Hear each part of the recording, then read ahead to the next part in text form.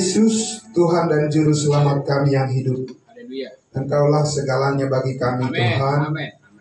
Engkaulah yang menjadikan hidup kami berarti berharga di hadapan-Mu, bukan hanya hari ini tapi untuk selama-lamanya. Terima kasih Bapa di surga, pengorbanan-Mu yang telah menyelesaikan segala perkara kehidupan kami dan menjadikan kami mulia seperti Kristus Tuhan dan Juru Selamat kami. Semuanya semata-mata karena kasih karunia Tuhan. Amin. Terima kasih Bapa di surga, betapa hati kami selalu merendah di hadapan-Mu ya Bapa. Setiap kali kami merenungkan kebaikan-Mu ya Tuhan Yesus. Terima kasih Bapa. Kami datang merendahkan hati kami kembali di hadapan firman-Mu ya Bapa. Karena kami tahu firman-Mu itulah yang menghubungkan kami dengan Engkau dengan sebenarnya. Amin. Karena itu kami perlu memahami lebih banyak lagi apa yang Engkau katakan di dalam kebenaran firman-Mu, supaya hidup kami terus dipakai oleh Tuhan untuk menyaksikan seluruh kebaikan Tuhan yang Kau telah titipkan bagi kami. Oleh karena kasih karunia Tuhan yang besar telah Engkau karuniakan bagi kami. Terima kasih menjadi berkat bagi semua orang. Di dalam nama Tuhan Yesus kami berdoa. Haleluya. Amin. Amin. Amin. Jemaat saya persilakan duduk kembali. Ya, baik Bapak Ibu Saudara. Ya, saya mengajak kita untuk merenungkan kebenaran firman Tuhan,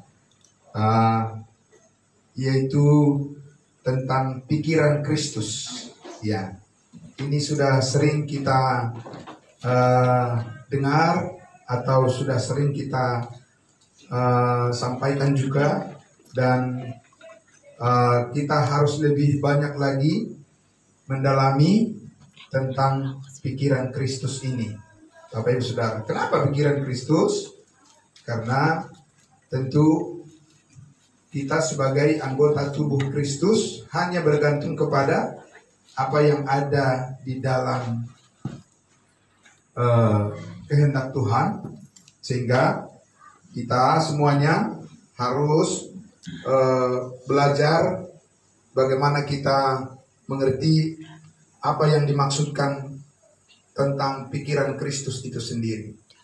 Karena semua apapun di dunia ini yang bergerak itu adalah hasil daripada pikiran. Amin ya. Amin. Ketika Tuhan berpikir menciptakan langit dan bumi, kemudian Dia berfirman. Amin. Ya, jadilah langit dan jadilah bumi. Ketika Tuhan berpikir mau menciptakan isi dunia ini, lalu Tuhan berfirman. Amin. Sekarang Tuhan juga berfirman kepada kita melalui apa yang disampaikan, yang tertulis di dalam Alkitab. Luar biasa. Nah, Bapak Ibu Saudara, mari kita buka Filipi pasal 1. Ya, Filipi pasal 1. Kita akan membaca dari ayatnya yang pertama sampai ayatnya yang ke-11. Ya. Filipi pasal 1 ayat 1 sampai ayatnya yang ke-11. Jadi kita hari ini memikirkan tentang sukacita yang dimaksud oleh Rasul Paulus ketika dia berkata di Filipi 4 ayat 4.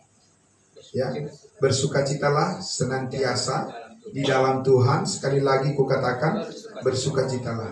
Apa maksudnya? Itu sudah terlalu bias. Banyak orang yang tidak memahami apa maksudnya bersukacitalah senantiasa di dalam Tuhan. Apa iya? Nah, Bapak Ibu Saudara, kita baca dulu dari Filipi pasal 1 ayat 1 sampai ayatnya ke-11. Kita sama-sama membaca dari ayat 1. 3, 2, 1. Dari Paulus dan Timotius, hamba-hamba Kristus Yesus, kepada semua orang kudus dalam Kristus Yesus di Filipi, dengan para pendidik jemaat dan diaken. Kasih karunia dan damai sejahtera dari Allah Bapa kita dan dari Tuhan Yesus Kristus menyertai kamu. Aku mengucap syukur kepada Allahku setiap kali aku mengingat kamu. Dan setiap kali aku berdoa untuk kamu semua, aku selalu berdoa dengan sukacita. Aku mengucap syukur kepada Allahku karena persekutuanmu dalam berita Injil, mulai dari hari pertama sampai sekarang ini. Akan hal ini aku yakin sepenuhnya, yaitu Ia yang memulai pekerjaan yang baik di antara kamu akan meneruskannya sampai pada akhirnya pada hari Kristus Yesus. Memang sudahlah sepatutnya aku berpikir demikian akan kamu semua, sebab kamu ada di dalam hatiku. Oleh karena kamu semua turut mendapat bagian dalam kasih karunia yang diberikan kepadaku, baik pada waktu aku dipenjarakan maupun pada waktu aku membela dan meneguhkan berita Injil. Sebab Allah adalah saksiku betapa aku dengan kasih mesra Kristus Yesus merindukan kamu sekalian.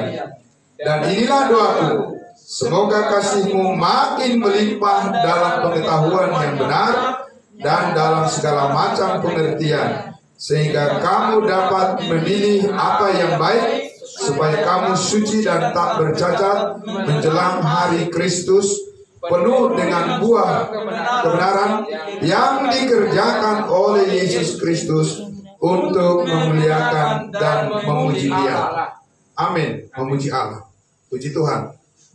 Ya, Bapak Ibu Saudara yang dikasihi Tuhan Yesus, apa yang diajarkan oleh kebenaran firman Tuhan di dalam Filipi 4 ayat 4, ya, supaya kita bersukacita senantiasa di dalam Tuhan. Kita akan dengarkan sebentar apa yang dikatakan oleh firman Tuhan ini. Sebenarnya tadi sepertiga dari khotbah saya ini sudah disampaikan oleh Pak Pendeta Pardosi, tapi saya tidak janjian dengan beliau. Beliau menyampaikan tadi dengan lugas pada saat kesaksian beliau di depan, berbagi pengalaman. Saya tadi di dalam waktu saya duduk, saya renungkan, oh iya, sepertiga dari khotbah saya hari ini sudah disampaikan oleh Pak Pendeta Pardosi. Luar biasa. Ya, tanpa janjian, tanpa saling konfirmasi, tapi Roh Kudus mengerjakan semuanya untuk menjadi kebaikan buat kita semuanya. Amin. Puji Tuhan. Saudara-saudaraku yang dikasihi Tuhan Yesus, ya, saya mengucapkan terima kasih ya kepada Bapak Pendeta Pardosi. Nah, di sini dikatakan saudara-saudara, ya, di bagian yang pertama kita lihat dulu di ayat 1 bahwa Paulus menunjukkan firman Tuhan ini kepada siapa? Dikatakan di situ adalah kepada semua orang kudus dalam Kristus Yesus di Filipi. Itu sudah tidak ada sekarang. Ya, tentu mereka sudah ada di surga. Sekarang jemaat kudusnya yang ada di Gereja Makedonia di Jakarta Timur ini, Kelapa Wetan, ya, Cibubur, ya, Ciracas, Jakarta Timur. Karena kita semuanya adalah orang-orang kudusnya Tuhan. Amin. Kita kudus bukan karena perbuatan kita, tapi karena perbuatan Yesus. Amin. Kalau karena perbuatan kita, tidak mungkin kita bisa jadi kudus.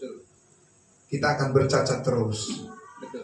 Tapi kebenaran Kristus dikenakan menjadi kebenaran kita. Amin. Apa yang dialami Kristus di atas kayu salib menjadi pengalaman kita bersama. Haleluya. Amin. Menjadi pengalaman bersama, bukan sendiri-sendiri. Pengalaman bersama. Kenapa pengalaman bersama? Karena kita adalah anggota tubuhnya. Tidak ada yang terpisah satupun dengan yang lain, sehingga darah Kristus mengaliri semua kehidupan kita. Amin. Ya, saudara-saudaraku, yang pertama, yang kedua kita lihat di situ bahwa di sini Paulus juga menyebut ada penilik dan juga ada diaken. Artinya para pelayan-pelayan khusus yang memberikan dirinya untuk memberitakan firman Tuhan kepada jemaat maupun keluar dalam pemberitaan Injil kasih karunia Allah. Mereka harus memperhatikan apa yang dikatakan Paulus di sini. Ya, apa yang harus diperhatikan Bapak Ibu Saudara? Kita lihat dikatakan di situ Ya, di ayatnya yang ketiga, aku mengucap syukur kepada Allahku setiap kali aku mengingat kamu. Luar biasa. Pernah nggak saudara mengingat seseorang tapi saudara nggak usah, lupakan aja dia, gitu ya? Ada kan? Kalau kita ingat seseorang, udahlah yang lain aja lagi ngomongin, gitu. Nggak tertarik mengingat orang itu ya? Iya, ada seperti itu, ya kan? Misalnya diceritain, gini dong si Anu gitu, udahlah yang lain aja lah kita ngomong, gitu ya kan? Saudaraku, tapi Rasul Paulus setiap kali dia mengingat jemaat Filipi, dia selalu bersuka cita. Amin. Pasti ini orang-orang baik semua nih orang ini nih. Baik di dalam Kristus. Amin. Bukan baik di dalam diri mereka sendiri. Karena Paulus bilang apa? Di dalam diriku sebagai manusia tidak ada yang baik. Ya. Kebaikan kita adalah kebaikan Kristus yang dikaruniakan kepada kita. Amin. Sehingga hidup kita bukan lagi kita, tapi melainkan Kristus. Adapun hidupku ini bukan aku lagi, melainkan Kristus yang hidup di dalam aku. Amin. Kalau hidup di dalam Kristus semuanya kebaikan. Amin. Tidak ada keburukan. Amin. Nah, saudara-saudaraku yang dikasihi Tuhan Yesus. Jadi Paulus itu berdoa, ya, setiap kali mengingat jemaat Filipi ini, dia selalu bersyukur, berterima kasih, pernah mengenal orang-orang atau orang-orang kudus jemaat seperti Filipi ini. Wah, luar biasa. Terima kasih Tuhan, aku pernah mengenal jemaat kudus seperti jemaat Filipi, kata Paulus, ya kan? Setiap kali dia mengingat mereka. Kenapa setiap kali mengingat mereka? Karena mereka ini terpisah secara fisik. Paulus itu ada di penjara di Roma. Dan itu bisa juga, artinya orang di penjara itu kan pasti gampang tersinggung kan? Ya, iya, gampang tersinggung, kemudian menyalahkan orang lain, kan gitu kan? Tapi dia enggak, karena ada ingatan, ada memori yang membuat dia itu menjadi sukacita, terhubung dengan satu jemaat, namanya jemaat Filipi, saudara. Jadi kalau saudara misalnya pernah memakan makanan yang menjadi selera saudara, saudara merasa apa? Wah, enak banget ya, luar biasa ya. Kapan lagi kita ke situ? Nah, itu ya kan, selalu apa? Terhubung memorinya, saudara-saudaraku, ya kan? Ingin apa? Ingin mengulang pengalaman itu, amin? Iya, saudara. Jadi Paulus ini, saudara-saudara, benar-benar dia tidak ingin terpisah dari jemaat Filipi, karena dia selalu seperti ada ditularkan sukacita kepadanya, ya, semakin dikuatkan dia nggak mau jauh dari mereka. Tapi sekalipun jauh dari mereka, tetap dia mengucap syukur. Amin. Dimana Tuhan pernah menjadikan Paulus mengenal orang-orang seperti jemaat Filipi ini. Kalau jemaat Filipi ini orang yang anggot-anggotan, ya saudaraku, mungkin dia ingat juga, tapi tidak akan dia bilang setiap kali aku mengingat kamu, aku selalu bersyukur. Ya kan? Jangan sampai setiap kali aku mengingat kamu, aku kesal melulu. Iya kan? Benar gak saudara? Bisa gak sih gak mengganggu saya? Ya, saudara-saudara ya. Nah, itu. Jadi Paulus ini, saudara-saudaraku, betapa dia punya hubungan yang sangat erat dengan jemaat Filipi ini. Pasti jemaat Filipi ini orang baik, ya kan? Kalau enggak, saudaraku, tadi saya sampaikan, tidak mungkin Paulus mengatakan setiap kali aku mengingat kamu, aku selalu mengucap syukur kepada Allahku. Tapi saudaraku yang dikasihi Tuhan Yesus, apa yang paling utama yang membuat Rasul Paulus mengucap syukur atas jemaat Tuhan, jemaat kudus ini? Apakah karena pekerjaan baik mereka itu sudah segala-galanya bagi Paulus, ataukah pekerjaan Allah yang ada di tengah-tengah mereka? Ya, saudara, kita lihat dikatakan di ayatnya yang ke-4, dan setiap kali aku berdoa untuk kamu semua, aku selalu berdoa dan bersukacita. Ayat 5, sama-sama kita membaca. Aku mengucap syukur kepada Allahku karena persekutuanmu dalam berita Injil mulai dari hari pertama sampai sekarang ini. Itu yang membuat, makanya rasa nikmat persekutuan di dalam Kristus Karena mereka sama-sama ambil bagian di dalam pemberitaan Injil. Amin. Tanpa itu nonsen. Itu sudah lain urusannya itu, saudara-saudara. Ya. Jadi kita terhubung sebagai jemaat Tuhan untuk satu hal yang paling penting di hadapan Tuhan.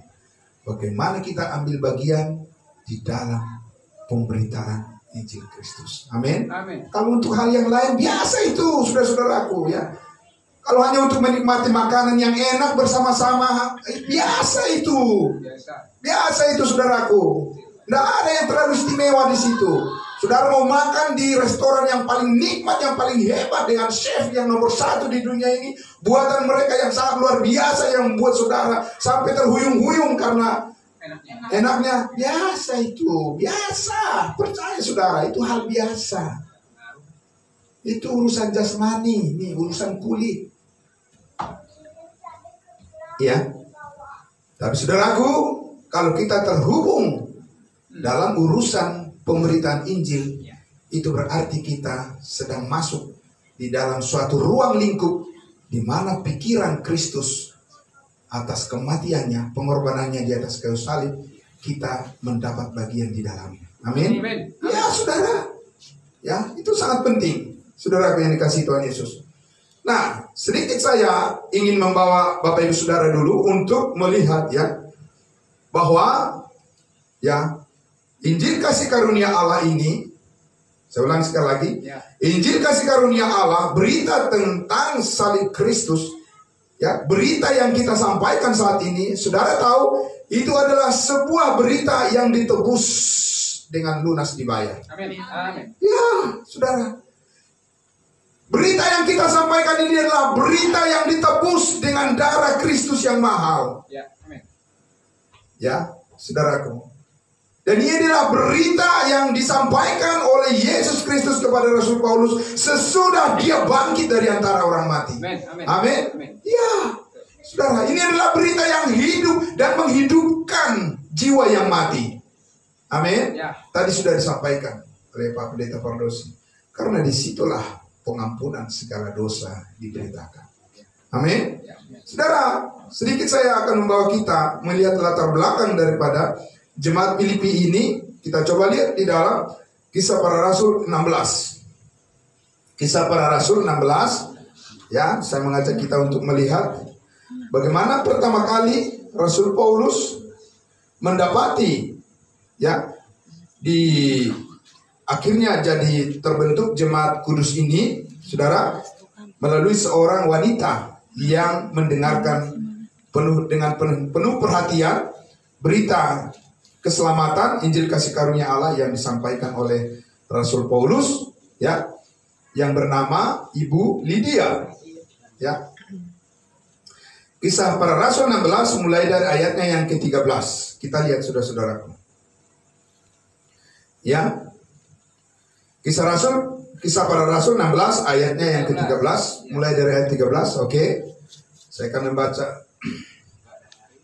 Ya. Pada hari Sabat kami keluar pintu gerbang kota. Kami menyusur tepi sungai dan menemukan tempat sembahyang orang Yahudi. Kita sudah belajar pada saat teduh kemarin ya. Saya sampaikan bahwa Paulus itu sangat berbeban untuk keselamatan daripada bangsanya. Sehingga di mana tempat sembahyang, tempat peribadahan orang Yahudi, dia selalu memulai dari sana. Karena apa?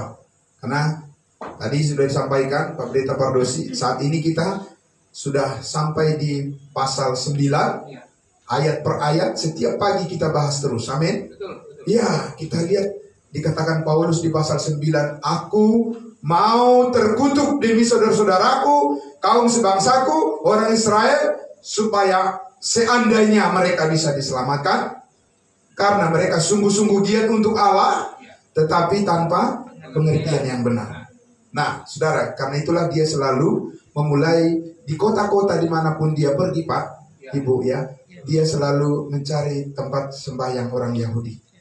Kecuali mereka sudah menolak, ya baru dia pergi ke bangsa lain, ke orang-orang yang lain. Nah, maka di sini pun hal yang sama. Puji Tuhan. Dikatakan di ayatnya yang ke 13 tadi, ya. Dan yang sudah kami duga ada di situ setelah dulu kami berbicara kepada perempuan-perempuan yang ada berkumpul di situ. Luar biasa. Ya, jadi saudaraku, kita perhatikan jemaat Kudus Filipi itu dimulai dari apa? Dari wanita yang diselamatkan. Amin. Luar biasa, ya, kaum wanita kita, ya. Puji Tuhan. Ayat 14, seorang dari perempuan itu yang bernama Lydia turut mendengarkan. Ia seorang penjual kain ungu dari kota Tiatira yang beribadah kepada Allah. Tuhan membuka hatinya sehingga ia memperhatikan apa yang dikatakan oleh Rasul Paulus. Amin. Memperhatikan. Kan Paulus sudah katakan di dalam 2 Timotius 2 ayat 7. Perhatikanlah apa yang kukatakan, maka Allah akan memberikan kepadamu pengertian dalam segala hal. Ini buktinya. Amin. Nah, ketika perempuan ini, wanita yang baik ini, ya, Lydia, membuka hatinya kepada pemberitaan Injil kasih karunia yang disampaikan Paulus, ayat 15, sesudah ia dibaptis bersama-sama dengan seisi rumahnya. Ya, ia mengajak kami, katanya, jika kamu berpendapat bahwa aku sungguh-sungguh percaya kepada Tuhan, marilah menumpang di rumahku. Ia mendesak sampai kami menerimanya. Kenapa dia dibaptis? Karena dia orang Yahudi. Amin. Ya, karena orang Yahudi tidak akan percaya kalau tidak ada tanda. Ya. Nah, kita lihat di situ bahwa di ayat 16 dikatakan, pada suatu kali ketika kami pergi ke tempat sembahyang itu, kami bertemu dengan seorang hamba perempuan yang mempunyai roh tenung dengan tenungan-tenungannya. Tuan-tuannya memperoleh penghasilan yang besar. Ia mengikuti Paulus dan kami dari belakang sambil berseru, katanya apa? Kata yang dirasuki oleh iblis ini, katanya apa? Orang-orang ini adalah hamba Allah yang maha tinggi. Mereka memberitakan kepadamu jalan kepada keselamatan. Gawat ya, rupanya setan juga memberitakan keselamatan, berita keselamatan juga ya. Ada nggak sih orang yang selamat karena pemberitaan setan ini? Tidak ada, saudaraku. Ya, jadi menyarum berita yang mirip-mirip, saudaraku, mirip-mirip. Rupanya untuk menyesatkan ya orang-orang di dunia ini, iblis juga memberitakan Injil juga dia. Bukan untuk menyelamatkan, tapi apa? Untuk menyesatkan, supaya apa? Supaya orang tidak bisa membedakan. Jadi dibuat kemasannya seindah mungkin mirip aslinya. Padahal itu adalah apa? Palsu. Saudara tahu bahwa manusia itu disesatkan dari kepalsuan. Ya, kalau orang tidak tahu aslinya, orisinilnya, Injil yang menyelamatkan saat ini, banyak akan terjatuh dan akan terperangkap di dalam kepalsuan. Karena mirip-mirip, nggak bisa membedakan. Sama kok, ya kan? Mereka memberitakan juga apa? Dari Alkitab kok diambil? Oh ya, ya dari Alkitab. Ya kan? Datang ke rumah-rumah mereka, ya kan? Ya, sama kok. Kenapa kamu terima di rumahmu itu? Itu kan pengajaran sesat. Sama kok diambil dari Alkitab juga. Tidak bisa membedakan. Makanya banyak orang, ya, termasuk orang Batak begitu banyak sekarang tersesat di aliran Saksi Yehova. Ya. Saudara-saudara. Sampai pemimpinnya pun adalah orang Batak juga. Ya. Kasihan sekali saudaraku. Ya. Karena apa? Ya karena mereka tidak mengerti yang mana orisinil. Kalau tahu yang orisinil Injil yang sebenarnya, mana mungkin, saudaraku? Ya, ya, ini beban kita juga, saudaraku, untuk menolong banyak orang. Amin. Ya, termasuk saudara-saudara saya juga, saudara jasmani saya, ada om saya juga yang di situ, ya, yang masuk di dalam aliran Saksi Yehova. Tidak tahu mereka, saudaraku, asal terima-terima saja semuanya, saudara. Nah, ngerti dia jalan keselamatan, kepastian masuk surga itu. Yang penting mereka apa? Berbuat baik ya, berbuat baik, ya kan? Apa? Belajar untuk apa? Sopan, ya kan? Selamat pagi Bapak, Selamat pagi Ibu. Saudaraku yang dikasih Tuhan Yesus, iblis juga bisa seperti itu. Ya kan? Iya. Jangan kira karena penampilan udah seperti sopan kayak gitu bahwa berita yang dibawanya adalah berita kebenaran. Iblis pun menyamar seperti malaikat terang. Apa yang dia katakan itu yang harus diperiksa. Saudaraku, bukan bagaimana bahasa, tutur bahasanya, intelektual dan sebagainya. Tidak, saudaraku. Apa kontennya? Sesuai nggak dengan pikiran Kristus? Amin? Ya. Tapi kalau kita nggak ngerti apa pikiran Kristus, kita akan menjadi juga korban daripada kesesatan itu sendiri. Benar, saudara? Ya. Jadi saudaraku yang dikasihi Tuhan Yesus, masakan iblis juga seperti membela pelayanan Paulus di sini. Ya kan, saudaraku? Padahal itu adalah intrik-intriknya dia, ya, supaya bagaimana orang disesatkan oleh dia, kan? Saudara, karena itu, saudaraku, Paulus tidak membiarkan itu. Ayat 18 dikatakan, hal itu dilakukannya beberapa hari lamanya, tetapi ketika Paulus tidak tahan lagi akan gangguan itu, ia berpaling dan berkata kepada roh itu, demi nama Yesus Kristus aku menyuruh engkau keluar dari perempuan ini. Seketika itu juga keluarlah roh itu. Saya tidak akan lebih banyak berbicara di situ, saudaraku. Karena saya ingin menjelaskan kepada Bapak Ibu Saudara yang dikasihi Tuhan Yesus, bahwa ketika kita memberitakan Injil kasih karunia Allah, yang paling benci adalah iblis. Saudara tahu itu? Ya. Dan bagaimana iblis melakukan kebenciannya? Dengan mempengaruhi orang-orang pengikutnya.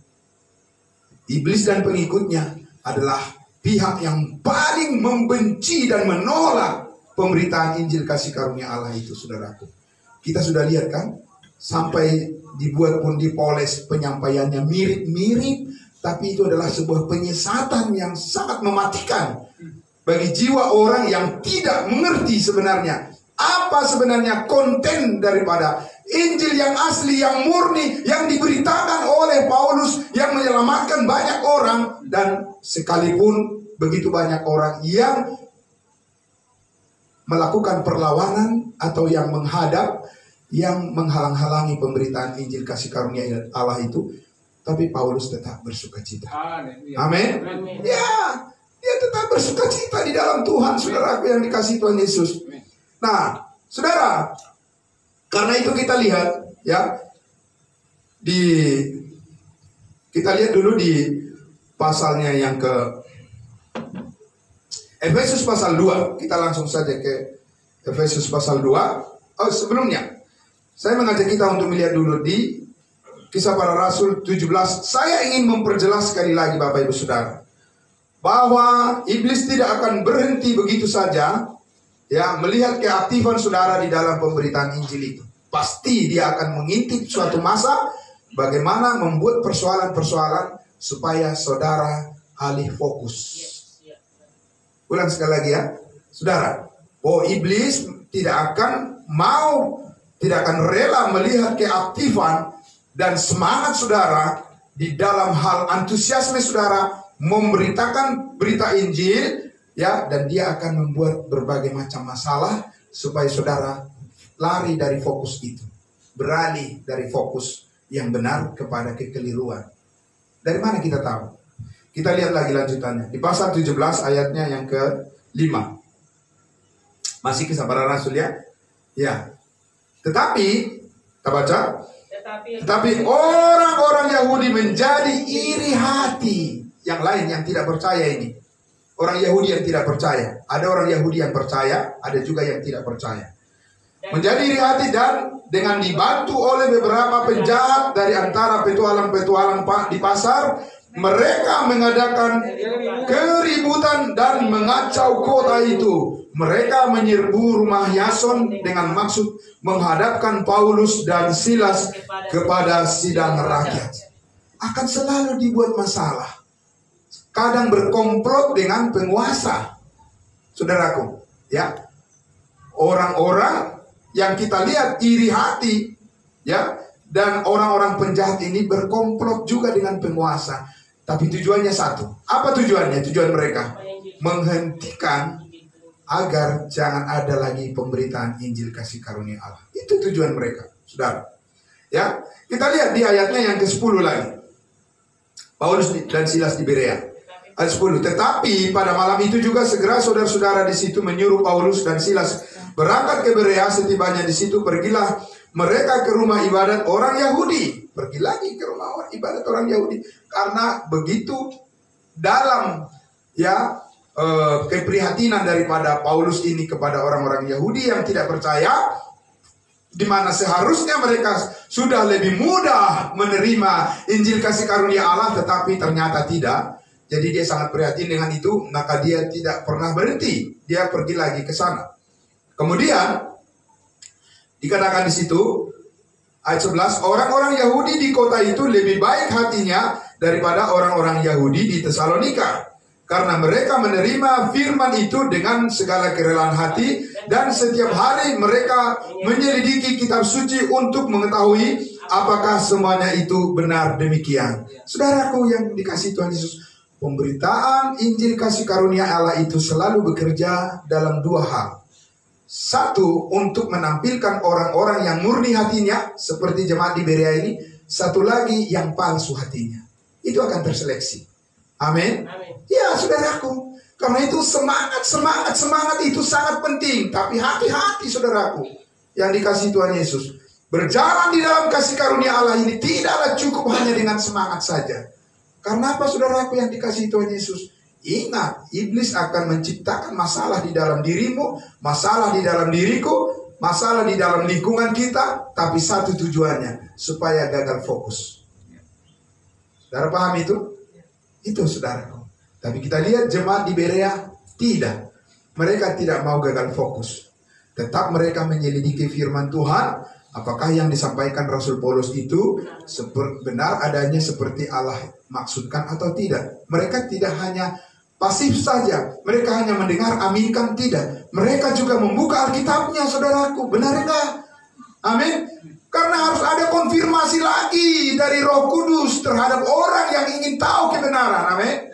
Iya, saudaraku. Jadi tidak seperti kebanyakan orang katanya sih begitu. Katanya. Saudaraku, harus kata firman Tuhan. Amin. Nah, saudara, ayatnya yang ke-13 dikatakan, ayat 12 dulu. Banyak di antara mereka yang menjadi percaya. Puji Tuhan. Konsekuensi logis daripada pemberitaan Injil itu adalah pasti ada orang yang percaya. Juga tidak sedikit di antara perempuan-perempuan terkemuka dan laki-laki Yunani. Melebar, saudara-saudara, ke orang yang diselamatkan. Tetapi ketika orang-orang Yahudi dari Tesalonika tahu bahwa juga di Berea telah diberitakan firman Allah oleh Paulus, datang jugalah mereka ke sana menghasut dan menggelisahkan hati banyak orang. Saudaraku, tidak akan pernah rela dia, tidak akan pernah berhenti. Dia akan terus melakukan upaya untuk menghalang-halangi pemberitaan Injil yang murni itu. Injil kasih karunia Allah itu, saudaraku. Kalau semangat kita hanya setengah jadi, kalau semangat kita hanya panas dingin, nggak bakalan bisa dapat bagian di dalam pemberitaan Injil untuk selamanya. Tidak bisa. Karena masalah-masalah akan membuat kendor semangat daripada orang-orang yang belum matang di dalam kasih karunia itu. Amin. Ya, saudara, itu penting. Ya. Nah, saudaraku yang dikasihi Tuhan Yesus, karena itu kita lihat sekarang, ya, apa sebenarnya pesan daripada berita yang paling dibenci oleh iblis dan para pengikutnya. Saudaraku, apa yang paling dibenci oleh iblis dan pengikutnya? Berita apa? Apa sih yang paling tidak disukai dia? Berbuat baik? Tidak, saudaraku. Iblis tidak akan terlalu keberatan kalau manusia berbicara tentang perbuatan baik. Enggak, biasa-biasa aja dia. Dia paling ngongkang-ngongkang kaki.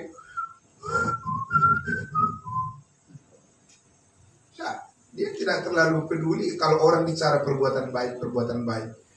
Kenapa, saudara? Karena dia tahu di balik perbuatan baik itulah manusia disesatkan. Dari mana kita tahu? Kan Paulus katakan, justru yang baik itu yang membuat aku menjadi jatuh ke dalam dosa.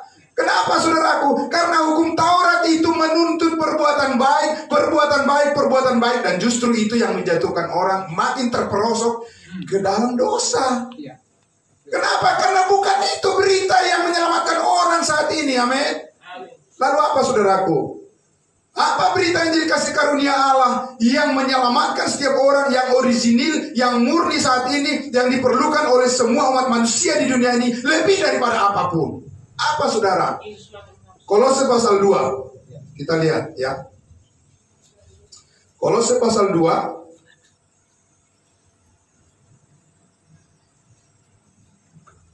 Kolose pasal 2 ayatnya yang ke-13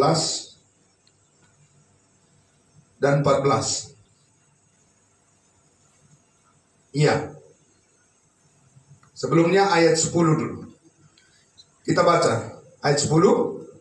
Kolose pasal 2. Dan kamu telah dipenuhi di dalam Dia. Saudara tahu maksud dipenuhi di sini? Kamu telah sempurna di dalam Kristus. Amin. Wow, luar biasa saudara-saudaraku. Ini yang tidak disukai oleh iblis. Bahwa saudara berada di dalam keadaan yang sempurna. Iblis maunya saudara itu berada di dalam kebercacatan. Saudara dan saya, iblis maunya kita berada di kebercacatan. Karena apa? Di dalam kebercacatan itulah upah dosa adalah maut. Benar saudara? Jadi kalau kita selalu sebut, saya adalah orang berdosa, engkau bercacat. Dan upah dosa adalah maut. Ya, tidak bisa tidak, saudaraku. Gimana pun jalan keluarnya tidak bisa. Ya, apapun jalan keluarnya tidak bisa. Selagi kita membawa diri kita kepada kebercacatan, padahal Kristus sudah menempatkan kita di mana? Di dalam kesempurnaan. Kenapa milih jalan yang tidak sempurna? Padahal ada jalan yang sempurna. Kembali kepada masing-masing orang pilihannya. Amin, saudaraku. Iya. Tapi kenapa kita berada di posisi yang sempurna di dalam Kristus? Apa yang menyebabkannya? Apa karena usaha kita? Apa karena kebaikan kita? Apa karena jabatan kita? Apa karena sesuatu yang kita perjuangkan? Ilmu pengetahuan kita? Segala kekayaan kita? Segala uang kita? Apa yang membuatnya seseorang bisa berada di dalam Kristus menjadi sempurna, saudaraku? Apa? Saudaraku, ayat 13 dan 14 dikatakan. Ayat 13? Kamu juga ya. Kita lihat ayat 13. Kamu juga apa? Meskipun dahulu mati oleh pelanggaranmu dan oleh karena tidak disunat secara lahiriah, telah dihidupkan Allah bersama-sama dengan Yesus Kristus sesudah Ia mengampuni segala pelanggaran kita. Amin. Itu berita Injil kasih karunia, saudaraku. Yesus mati mengampuni segala dosa manusia satu kali untuk selama-lamanya. Amin.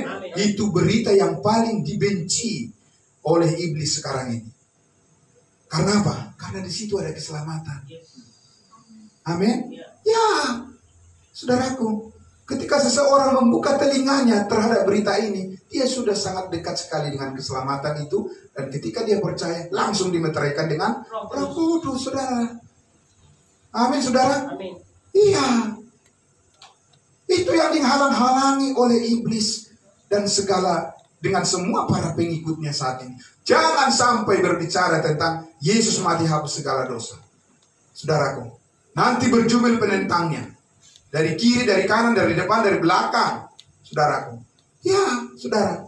Akan dihasut semua orang untuk jangan percaya itu, udah sesat itu. Ya kan? Apa sih Pak Pendeta Pardosi sekarang segala dosa. Loh, saudara yang dikasih Tuhan Yesus, memangnya Injil itu apa? Berbuat baik, berpuasa, segala macam. Itu urusan daging, saudara. Amin. Amin. Ini urusan rohani. Ya. Paham, saudara? Ya, Pak. Jangan kedok. Itu berkedok. Semua itu urusan rohani. Bukan urusan rohani itu. Ya kan, saudara?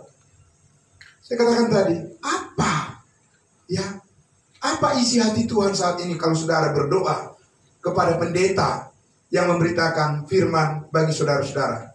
Jadi saudara, Tuhan, biarlah hamba Tuhan yang menyampaikan firman-Mu, menyampaikan isi hati-Mu Tuhan. Apa yang maksud saudara? Yang diharapkan oleh saudara dan saya disampaikan oleh pendeta yang menyampaikan isi hati Tuhan itu apa, saudara? Apakah pendeta itu diharapkan untuk mengatakan, saudara-saudara, kita adalah orang berdosa, amin, amin. Karena itu kita tidak cukup hanya dengan iman masuk surga, harus juga dengan perbuatan baik, amin, amin. Apa itu isi hati Tuhan, saudara?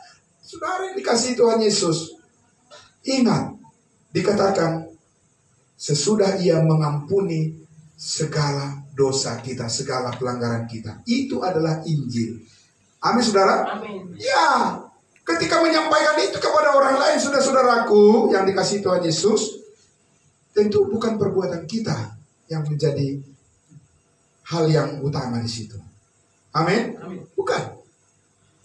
Semanis apapun saya berkhotbah di sini, saudara-saudaraku, saudara-saudara diatur suaranya, jalannya juga bisa, kalau jarum jatuh bisa kedengaran, ya kan? Atau saya jingkrak-jingkrak, wow, saudara, haleluya! Saudara yang dikasihi Tuhan Yesus, haleluya, amin. Enggak, bukan di situ. Injil tidak ada di situ. Injil ada di dalam darah Yesus, amin. Amin. Ya, saudaraku. Tapi sekarang ini manusia karena begitu stres, senang sekali dengan apa? Gereja yang jingkrak-jingkrak semuanya, nyanyi jingkrak-jingkrak dari kiri ke kanan, dari kanan ke kiri semuanya. Wow, haleluya, puji Tuhan. Amin, saudara-saudara. Tapi nggak pernah disampaikan tentang Yesus mati hapus segala dosa. Nggak ada gunanya. Karena apa, saudaraku? Karena akhirnya juga semua orang yang tidak percaya kepada penebusan segala dosa pasti mati binasa di lautan api neraka. Ya. Betul, saudara? Betul. Iya, saudaraku yang dikasihi Tuhan Yesus. Jadi sikap yang paling elegan, sikap yang paling murni, dan sikap yang paling diapresiasi oleh Tuhan saat ini dari semua orang yang mengaku percaya kepada Yesus adalah kalau dia memberitakan kematian Yesus Kristus yang sudah mengampuni segala dosa umat manusia. Itu sikap yang paling diapresiasi. Amin. Iya, saudaraku. Karena itu bukan pekerjaan manusia. Tidak, itu bukan hasil pikiran manusia. Itu bukan hasil daripada olahan filsafat, psikologi, atau apapun ilmu pengetahuan IT, apapun informasi yang ada di internet. Tidak ada, saudaraku, yang bisa dikatakan melebihi daripada atau dapat menggantikan berita tentang apa? Yesus mati hapus segala dosa. Saudara, kenapa itu paling dibenci oleh iblis, saudaraku? Karena pemberitaan Injil kasih karunia Allah itu adalah tujuan gereja. Tapi kalau bukan itu lagi tujuan sebuah gereja, sudah lain dia. Orientasinya sudah lain, tujuannya sudah lain.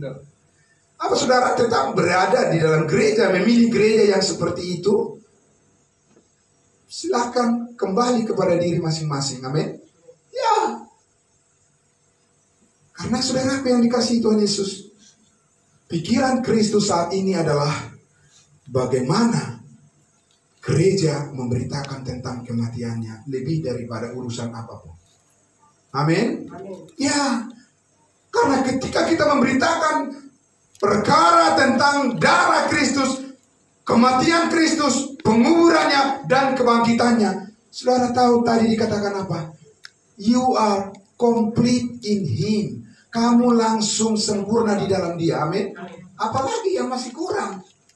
Amin. Berarti sekarang kita adalah orang merdeka. Amin.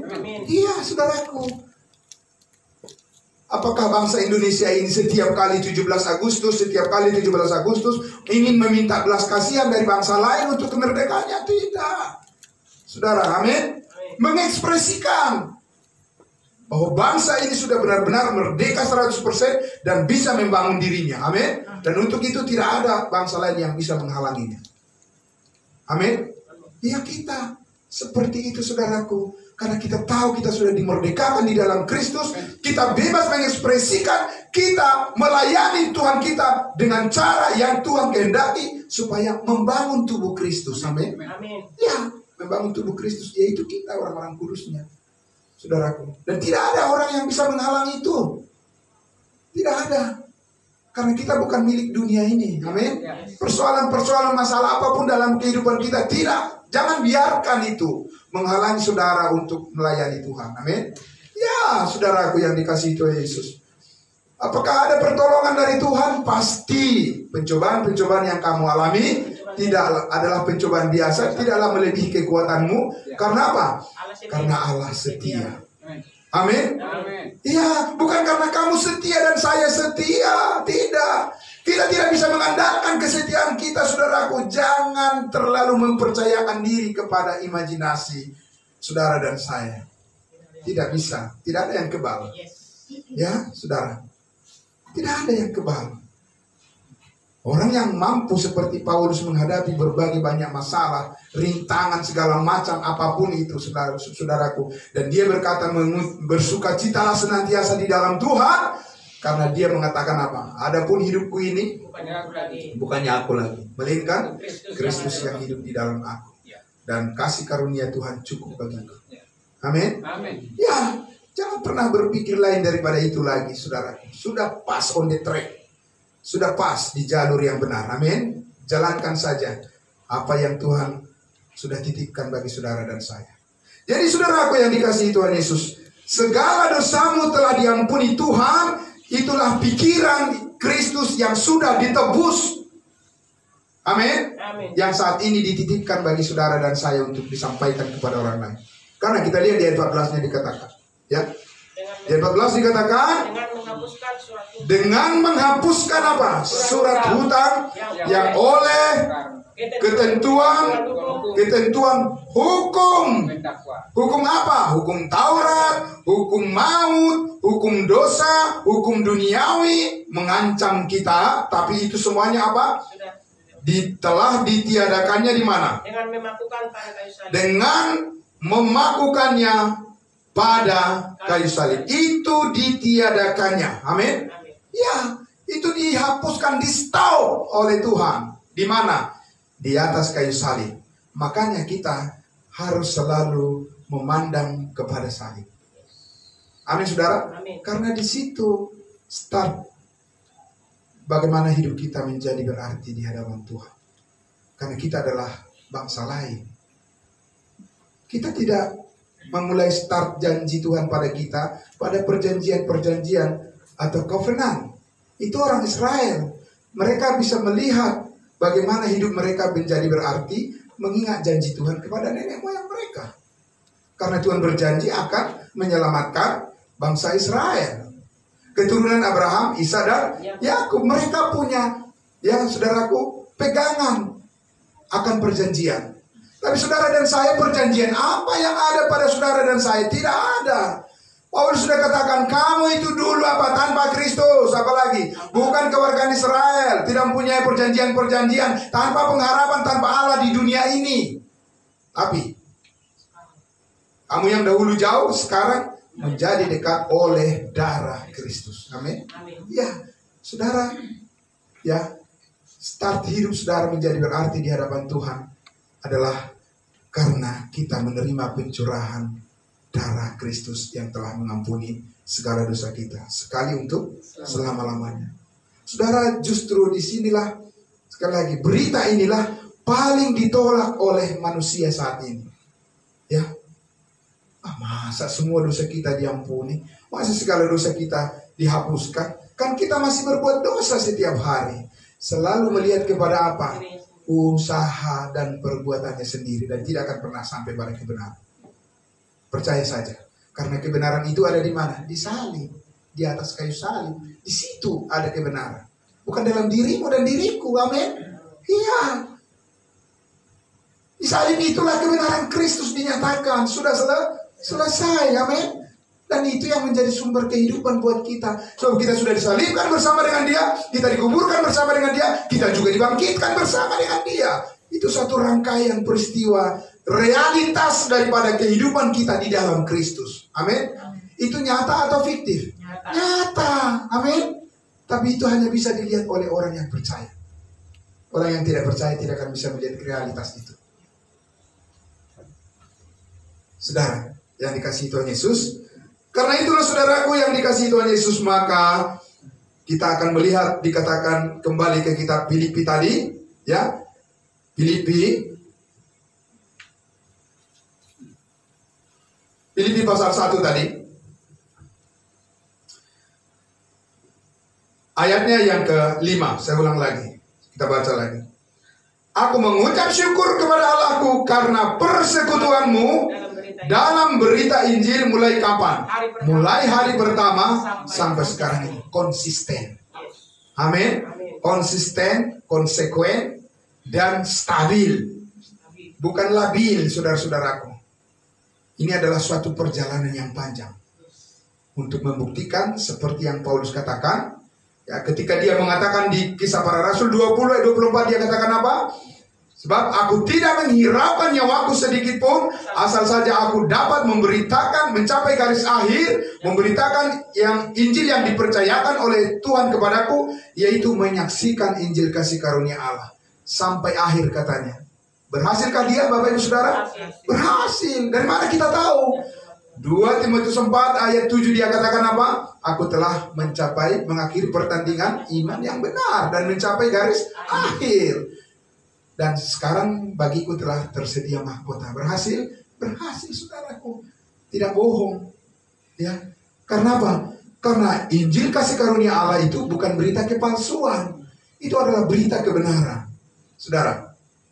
Karena itu berita kita, pemberitaan kita, pesan yang kita sampaikan, itulah yang menjadi inti apakah sebuah berita menyelamatkan atau tidak.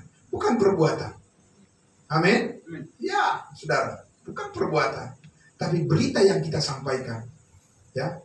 Nah, saudaraku, karena itu di ayat 6 dikatakan tadi, akan hal ini aku yakin sepenuhnya, yaitu ia Allah yang memulai apa? Pekerjaan yang baik. Filipi pasal 1. Ada ya? Ya. Yang memulai pekerjaan yang baik di antara kamu akan apa? Akan meneruskan sampai kapan? Sampai pada hari Kristus Yesus. Hari Kristus Yesus itu mana? Pengangkatan di awan-awan, rapture. Sampai kita kembali bersama-sama dengan dia dibawa ke surga. Dikatakan Tuhan akan memeliharakan pekerjaan yang baik. Pekerjaan baik siapa? Pekerjaan baik Yesus di dalam diri kita. Amin. Pertanyaannya, kita menyadari atau tidak hal itu? Amin. Kalau kita menyadari akan hal itu, kita dikuatkan. Dan kita makin dikuatkan. Amin, saudara. Dan kalau kita makin dikuatkan, maka buktinya adalah kita buka mulut kepada orang lain, berbicara pada mereka, menyaksikan kepada mereka. Ya, saudara. Nah, memang ayat 7, sudahlah sepatutnya aku berpikir demikian akan kamu semua, sebab kamu ada di dalam hatiku, oleh karena kamu turut mendapat bagian dalam apa? Dalam kasih karunia Allah yang diberikan kepadaku, baik waktu aku dipenjarakan maupun pada waktu aku membela dan meneguhkan berita Injil. Saya tanya Bapak Ibu Saudara, yang paling banyak masalah dihadapi oleh Rasul Paulus oleh sebab apa? Saudara, apakah oleh sebab masalah ekonomi? Tidak, bukan. Apa masalah kesehatan? Tidak, saudara, tidak. Dia juga menghadapi masalah. Ya, dia berdoa itu kan 3 kali supaya disembuhkan. Tapi bukan itu masalah yang paling besar yang dihadapi dia.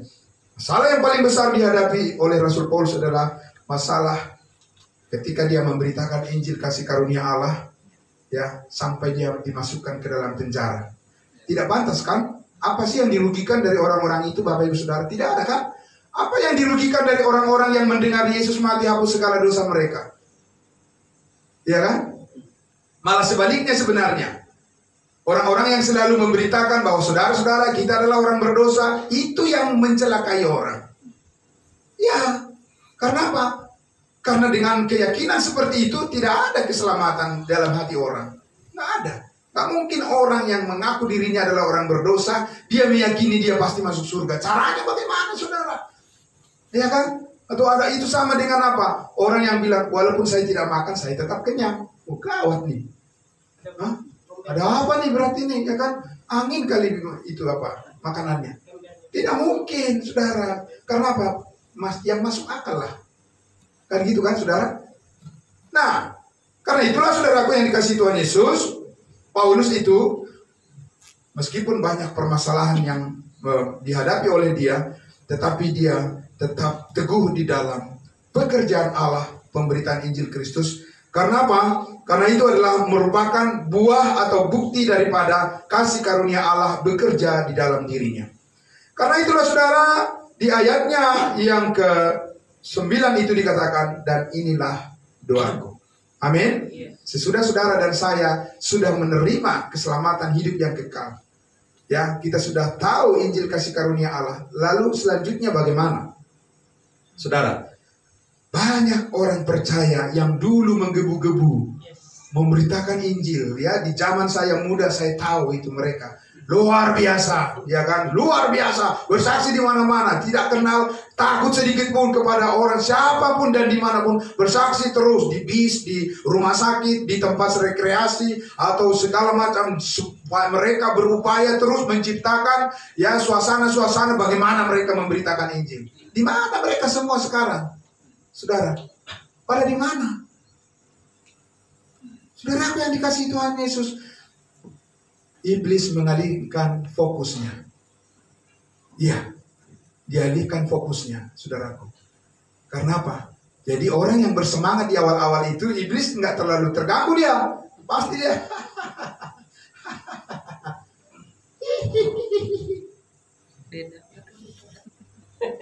Karena apa? Karena iblis berpikir, oh iya, di awal kau boleh begitu. Tapi lihat nanti. Tapi orang yang konsisten, saudaraku, di awal seperti Filipi ini, di awal, di tengah, sampai ujung pun apa? Mereka tetap setia kepada kebenaran itu. Amin. Ya, saudara, itulah jati diri kita yang sebenarnya di dalam Tuhan. Amin. Iya. Karena itulah, saudaraku, di ayat 9 itu, dan inilah model doa yang benar. Mana model doa yang benar? Semoga kasihmu makin melimpah dalam pengetahuan yang benar dan dalam segala macam pengertian. Amin. Ya, ini yang penting, saudaraku. Kita belajar terus tentang kasih karunia ini. Supaya apa? Supaya hasilnya nanti kita semua mengambil bagian di dalam berita kebenaran tentang pekerjaan Kristus yang sudah selesai, yang menyelamatkan banyak orang. Kalau tidak, saudaraku, terlempar dari tim, terlempar dari area pertandingan permainan, ya, mengundurkan diri dari perlombaan, itu adalah satu perbuatan yang mengesalkan tim. Ya, saudara, dan itu kadang-kadang bisa membawa kelemahan di dalam tubuh, dalam tim. Saudaraku, maka dikatakan di situ, supaya kita mengejar pengetahuan yang benar dan segala macam pengertian, sehingga apa? Kalau pengertian kita sudah semakin dalam terhadap kasih karunia Allah, apa yang muncul di dalam dari kehidupan kita, saudaraku? Ayat 10, sehingga kamu dapat melihat, memilih apa yang baik, bukan hanya yang baik, yang terbaik, excellent, yang terbaik, supaya kamu suci dan tak bercacat menjelang hari Kristus, penuh dengan buah kebenaran yang dikerjakan oleh siapa? Yang dikerjakan oleh kita masing-masing? Tidak. Yesus Kristus yang mengawali, dia juga yang akan mengakhirinya. Amin. Luar biasa, saudaraku. Karena itu hidup kita telah ditetapkan oleh Tuhan untuk berbuah. Amin. Bukan menjadi kosong. Tidak, saudaraku. Karena Roh Kudus pasti mengerjakan itu di dalam ketekunan kita untuk mengejar pengertian yang benar. Amin. Ya, saudaraku. Karena itu, saudara yang dikasihi Tuhan Yesus, maka mari berdoa terus buat diri masing-masing. Tadi sudah dihimbau oleh Pak Pendeta Pardosi, sangat luar biasa. Tadi saya katakan, khotbah saya sepertiga sudah disampaikan oleh Pak Pendeta Pardosi, bahkan kesimpulannya sudah disampaikan, tapi tidak apa-apa. Karena apa? Kita selalu kurang terus dalam penjelasan untuk memantapkan langkah kita semuanya. Amin, saudaraku. Ya, jadi kita meyakini kapan saja kita meninggalkan dunia ini, kita sudah pasti masuk surga. Dan tidak banyak orang yang mengimani seperti itu dengan alasan yang benar. Saya ulang sekali lagi. Tidak banyak orang yang mengimani bahwa dirinya sudah pasti masuk surga dengan alasan yang benar. Banyak juga orang yang mengaku-ngaku pasti masuk surga. Banyak. Ya kan? Tapi karena apa? Karena dia rajin, karena dia tekun, karena dia berbuat baik, karena dia sudah menyumbang segala macam, pokoknya semua adalah urusan duniawi. Tapi kita katakan, kapan saja saya mati, saya pasti masuk surga, karena Yesus sudah mati mengampuni segala dosa saya. Amin. Haleluya. Berita ini harus kita sebarkan kepada semua orang. Semangat saudaraku. Amin. Mari kita berdoa. Bapa di dalam surga, terima kasih. Kami sangat bersyukur ya Bapa. Pada siang hari ini kembali lagi Tuhan menggemakan pikiran Kristus. Pikiran yang surgawi. Pikiran yang telah ditebus dengan darah yang mahal. Dan Engkau jadikan pikiran itu menjadi berita, menjadi pesan yang sangat dahsyat luar biasa. Saat ini Yesus mati hapus segala dosa. Setiap orang yang percaya diselamatkan satu kali untuk selama-lamanya. Itulah berita yang dibutuhkan oleh dunia melebihi daripada apapun. Supaya setiap orang yang percaya beroleh hidup yang kekal. Tetapi mereka yang tidak percaya pasti akan binasa di kekekalan. Kami rindu ya Bapa, seperti yang Paulus sampaikan, Allah menghendaki supaya semua orang diselamatkan dan memperoleh pengetahuan akan kebenaran. Mampukan kami semuanya Tuhan Yesus untuk menyambut berita kebaikan ini. Di dalam nama Tuhan Yesus kami berdoa dan bersyukur. Haleluya. Amin. Tuhan Yesus memberkati.